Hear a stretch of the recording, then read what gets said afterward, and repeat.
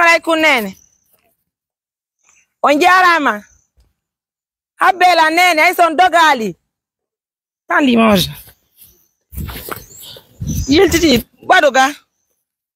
Nene. Nene habbela he ko min Mariama Touré nene he. Nene. Ran yekti to e hankadi e.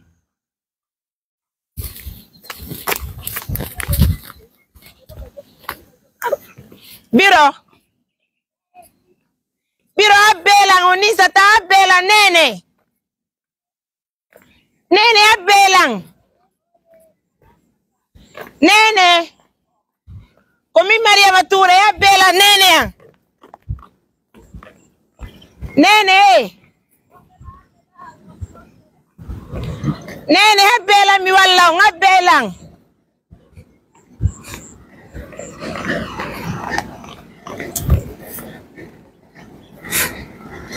Nene, abbelang. S'il te plaît, cours, tu vas l'approcher.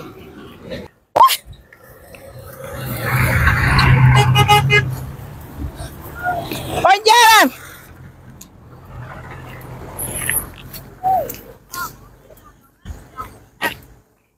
Nene, abbelang, fi alla olon kadi ye. Be are wallo me. On jarama biro. Yeah. Didi. Huh? On jarama biro. Yeah. Oy donc dogo don do fo. O ma pini men biro am wa parla. Adananga. Wa. On jaram ne. No haifi. Nan. Akem jabana. Oyo. Mi ma yimok. No haifi boy. Avant le téléphone WhatsApp là. Donc aussi on va si vous d'assistance supplémentaire d'urgence. Ça n'a pas été facile. On y jam. No haifi. Anan. No haifi boy. No haifi. Ya fe onene. Contre woto. On a checké. Ko partenaire on va marquer la pause. No woniri on tini ko kodomaro ko tanti Adama wonti be kameden pari addiko. Ko koto Umar Pate woni ko feƴƴini wontirɓe Amerique ɓe dongol tuma nene senega kono won ɗon dogude ha joni Ebe. Ni darike. min biro minen ɗo fof ko ɓe mbiɓe on hunde me watta ko ɗo maaro ko tanti Adama woni ɓe pari addani men ko koto maɓɓe koto honno Umar Pate feƴƴiɓe woni ɓe Amerique ɓe dongol tuma woni ko feƴƴini Amerique hara ko on sadaka ɓe won ittude ɗo nani min ko Mariama Touré mi wiyete ko mojoɓere men jogiti wonde mamum ɗo de wonɓe waltare julɓe Allah ɓe fof hara ko teddugalle mo nani ɗo ko honno innete Do. Ko station.